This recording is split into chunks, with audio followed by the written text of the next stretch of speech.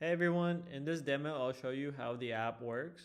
First, you go through the application and you pick and choose the recipes that you want to cook and you add those recipes to the cart. Once you're done selecting the recipes you want, go ahead and select the number of servings you want to cook for each of the recipes. From here, our application will combine all the ingredients you need in order to cook those recipes based off of the number of servings that you chose. Edit, update, and delete this list as you choose based off of what you already have in your pantry. If you don't like an item or want a less costly item, go ahead and swap that. There will be a swappable list for each item. If you mess up the grocery list, go ahead and click regenerate groceries and your original grocery list will be given back to you. Once you're done picking and choosing the groceries you want, click checkout, and from here you'll be redirected to the grocery store app.